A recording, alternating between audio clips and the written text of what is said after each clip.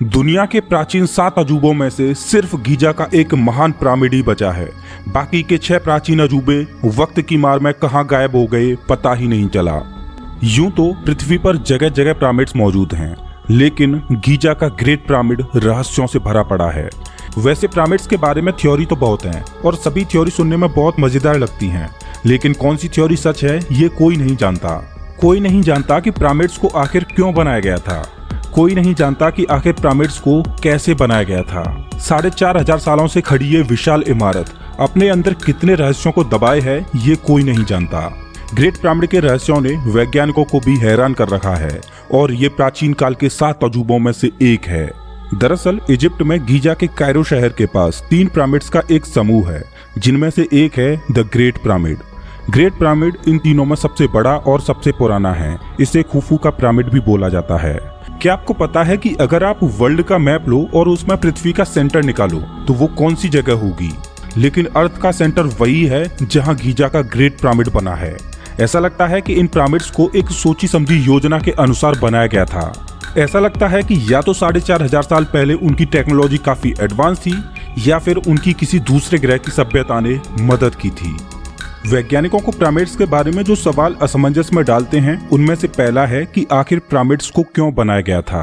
ऐसा माना जाता है कि मिस्र के पिरामिड मिस्र के प्राचीन राजाओं की कब्र हैं, जिनमें उनको मम्मी बनाकर दफनाया जाता था। जितना ये सवाल रहस्यमयी है कि आखिर पिरामिड्स को क्यों बनाया गया था, उससे भी कहीं ज्यादा रहस्यमयी सवाल है कि आखिर पिरामिड्स को कैसे बनाया गया था। और इस सवाल का जवाब हमारे पास आज भी नहीं है कि आखिर पिरामिड्स को कैसे बनाया गया था, क्योंकि भव्य पिरामिड का निर्माण उस दौर में हुआ था जब ना तो पहिए का आविष्कार हुआ था जिससे भारी भरकम पत्थरों को एक जगह से दूसरी जगह पर आसानी से पहुंचाया जा सके, और ना ही उस समय लोहे जैसी किसी धातु की खोज हुई थी जिनसे बने औजारों से वो भारी भरकम पत्थरों को काट सकते और तराश पाते।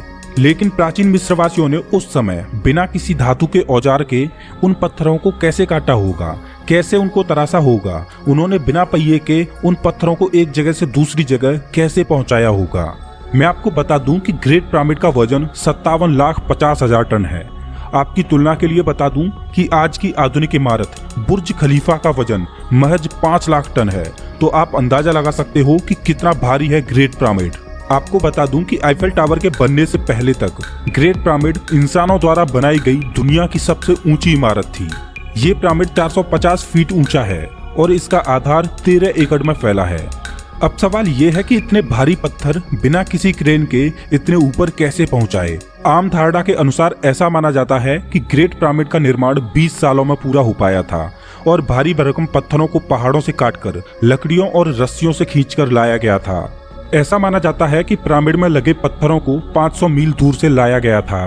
बिना किसी एडवांस टेक्नोलॉजी के ऐसा कर पाना असंभव है। या तो उनकी टेक्नोलॉजी हमसे कहीं ज्यादा एडवांस थी या इनको बनाने के पीछे किसी दूसरे ग्रह की इंटेलिजेंट सभ्यता का हाथ था।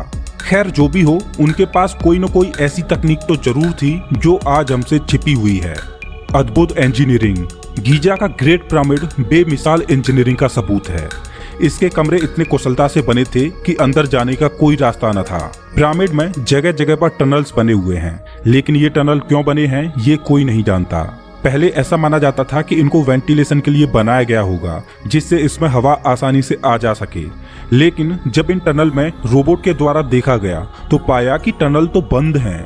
मतलब इसमें मौजूद टनल्स का इस्तेमाल वेंटिलेशन के लिए तो नहीं, लेकिन किसी खास मकसद के लिए किया गया होगा। इन तीनों पिरामिड्स के साथ ही यहाँ पर मौजूद है ग्रेट स्फिंक्स ऑफ गीजा। ये एक मिथिकल क्रिएचर है जिसका सिर इंसान का है और धड़ शेर की तरह। अगर इतिहास की कोई सबसे बड़ी मूर्ति है तो वो यही है, जो कि 73.5 मीटर लंबी है और ये 20 मीटर ऊंची है। आपको जानकर हैरानी होगी कि इसको पिरामिड की तरह अलग अलग पत्थरों से नहीं बल्कि एक ही बड़े पत्थर में से इस मूर्ति को तराशा गया है। दरअसल पिरामिड का रेगिस्तानी इलाके में होने की वजह से हजारों सालों से ये मूर्ति रेत में दफन थी। जमीन पर सिर्फ इसका ऊपरी सिरा ही दिखाई देता था। लेकिन साल 1900 में इसके आसपास से रेत को हटाया गया और इसकी पूरी शेप लोगों के सामने आई। लेकिन ये तो तय है कि ग्रेट पिरामिड में बहुत से रहस्य ऐसे हैं जो अभी तक हमसे छिपे हुए हैं।